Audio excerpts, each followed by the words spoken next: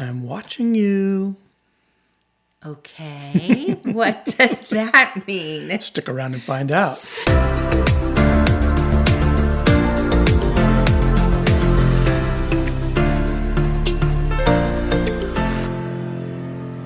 What we're talking about this week is watchfulness. And that's what I meant by I'm watching you.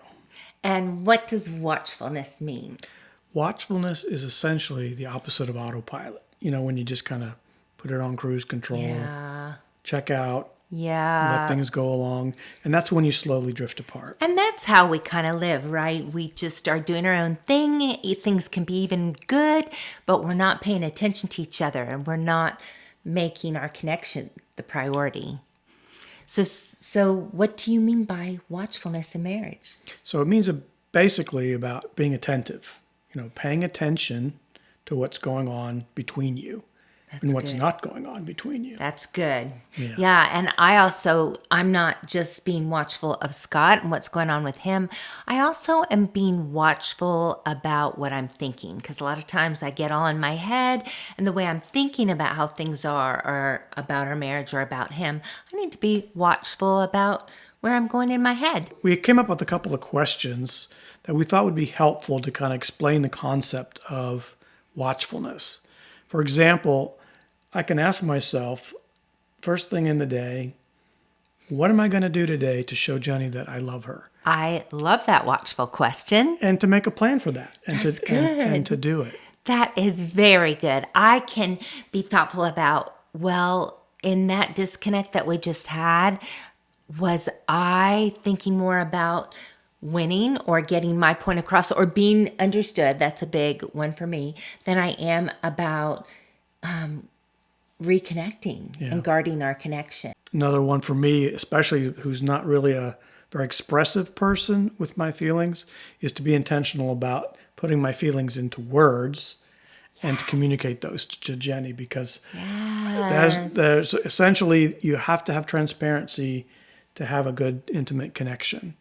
And it means so much to me because I know he isn't a feelings guy, that when he's watchful in that area, it just means the world to me that he's paying attention to how much I need that. And it's especially true when it comes to expressing your love and affirmation. Yeah. And we tend to, just internalize it, but it's really, really helpful to express it. You know you love me, but I need to know you love me, that kind of thing.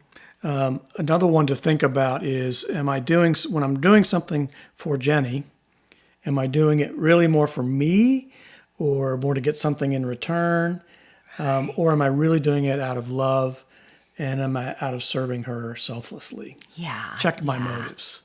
And I can think, okay, during that hard conversation we had, did I stay respectful? Was I bitter? Did I get any bitterness or walk away with any, like a grudge? Maybe is there more we need to talk about? It's just watching my heart attitude. And how might I do it differently next time? Yeah. Kind of learn from mistakes or struggles. Yeah. Another thing that I need to stay watchful for is when Scott is making bids, sometimes I miss them. A bid is any action or words that say, hey, can we attend to something?